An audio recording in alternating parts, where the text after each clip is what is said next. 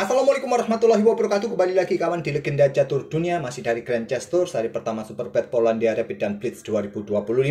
Sedikit banyak untuk hari pertama Blitz sudah saya jelaskan di video tadi pagi hasil-hasilnya. Jadi admin nggak perlu ulangi. Bagi kawan-kawan yang belum menonton video tadi pagi, seperti biasa di akhir video ini saya sertakan linknya kawan. Tinggal kalian klik saja selepas melihat game dari Alireza Firoza yang akan kita ulas ini menghadapi Arafin Citambaram di Blitz hari pertama.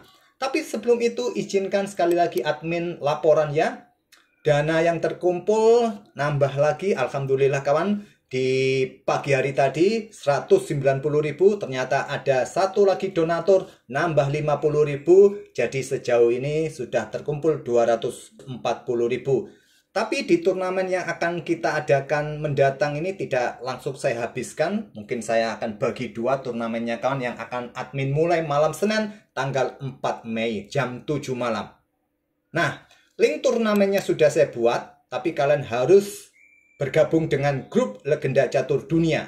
Link ada di kolom deskripsi ataupun di kolom komentar nanti. Kalian gabung dulu dan nanti kalian bisa klik join ini untuk bisa bergabung di turnamen untuk para pecatur warung kopi dan pos ronda. Inilah ajang yang kalian tunggu-tunggu. Walaupun nggak besar hadiahnya, lumayan lah ketimbang kalian main catur ngabisin pulsa. Lebih baik main catur di turnamen ini. Ya lumayan.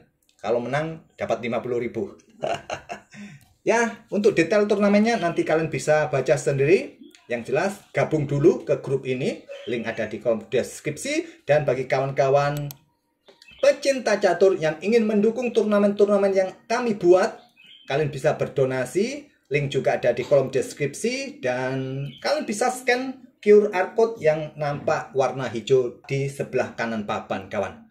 Oke, sekarang kita ke papan permainannya Alireza Firoza menghadapi Arafin Citambaram di permainan Blitz pertama. Alireza Pegang Putih mengawali dengan pion E4, pion E5, kuda F3, kuda C6. Alireza bermain dengan pembukaan Italia gajah C4. Pertahanan dua kuda dimainkan oleh Arafin tentu dengan pion D3.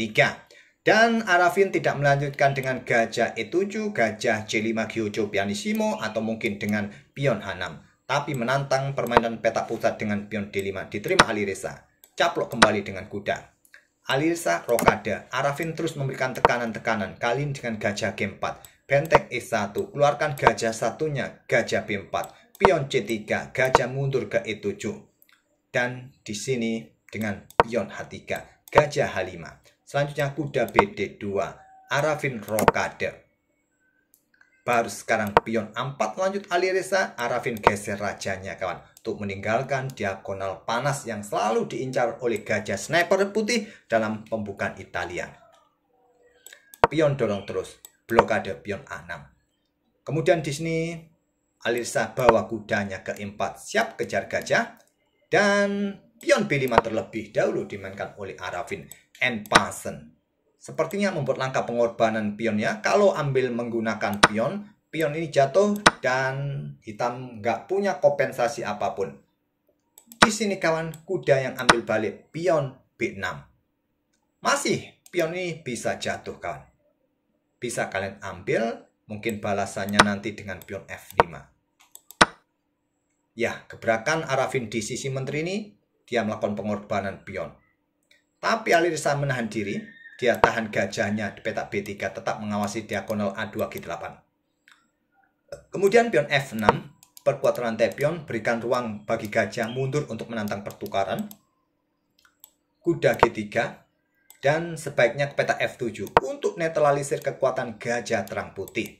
Tapi Arafin memilih mengincar pion D3 kawan dengan gajah G6 ini. Alireza melepaskan pionnya. Kuda ke H4 serang gajah. Dan sebaiknya gajah ke F7 saja. Tapi memilih ambil pion yang di sini. Toh pion ini gratis, nyaman sekali untuk dicaplok. Menteri A3, serang kuda dan harus berhati-hati diikuti benteng ke D1 nanti kawan. Ada potensi skak kuda G6, menteri keluar nanti ke lajur bisa skak mat. Di sini kawan pion E4, menyerahkan pion, berikan tempat bagi kuda peta E5. Kuda caplok pion E4 dan seperti yang ditunjukkan panah biru ini, pion F5 jawaban terkuat, yaitu double attack pada 2 kuda. Sepertinya juga memperlangkah pengorbanan pion. Nanti hitam bisa menyusul menteri ke petak D7. Tapi melihat potensi petak G6-nya lemah kawan, jadi Arafin memilih kuda ke E5 untuk jaga petak G6. Tempo serang menteri. Menteri G3. Di sini pion F5, langkah terlambat. Ada double attack kawan. Kuda G5. Ya, langkah terbaik lainnya di posisi ini gajah C4 kawan. Harus diblokade diagonal ini supaya benteng raja bisa bergerak pada ruang terang.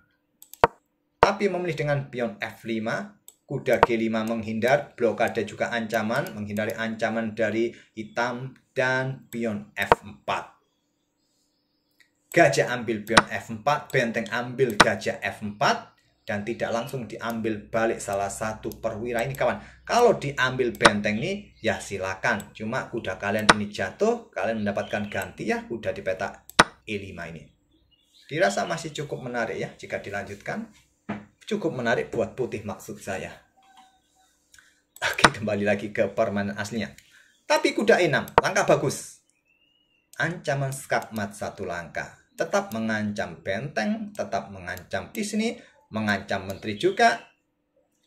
Menteri geser ke G8 untuk menjaga pion G-nya. Kuda caplok benteng discover attack. Menteri ambil gajah B3. Dan selanjutnya benteng ambil kuda E5 kawan. Posisi gajah terancam di sini. Ada gajah caplok kuda 4. Menteri ambil balik terlebih dahulu. Menteri ambil pion B2 ancam benteng. Benteng dobling di lajur E. Dan potensi skakmat 1 langkah. Jadi ada gajah mundur ke B5 mengawasi peta E8. Ada kuda G6 cek. Raja geser. Diikuti kuda ke E7 cek. Dan Arafin menyerah di posisi ini di langkah ke-29. Memang cukup ruwet ya. Di posisi ini tadi cukup ruwet kawan. Coba lihat. Di posisi setelah kuda caplok pion E4 dan ada kuda E5 diikuti pion F5 ini juga sudah mulai ruwet kawan. Coba lihat. Kalau kalian caplok di sini sekarang, ya ambil balik menggunakan gajah kawan. Ancam menteri, menteri mungkin bergerak kemana enaknya, atau saling ancamkah dengan pion F4. Ya gajah ambil pion F4 terlebih dahulu, mungkin kuda E-nya kan bergerak ke peta C4.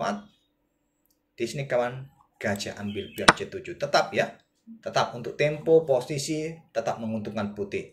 Terus masalahnya apa? Jika tadi kuda bergerak melakukan skak ini, potensi skakmat tak terhentikan lagi. Kalau sekarang raja bergerak mojok lagi kawan, ya menteri ini bisa diluncurkan. Dan kita akan temui pola Anastasia mate di sini kawan. Nah, kalau raja ini bergerak ke peta F8, bisa disusul menteri keluar ke peta F4 cek, ke E8, kuda ke D5 cek, raja ke D7, menteri F7 cek, raja ke sini, diikuti menteri ambil pion C7 cek mate. Oleh karena itu menyerah di posisi ini kawan. Oke, itulah salah satu game Alireza yang cukup ciamik di permainan Blitz pertama. Kita tunggu saja nanti malam, ya kira-kira kurang sejam lagi game ini akan dimulai kawan untuk hari kedua Blitznya.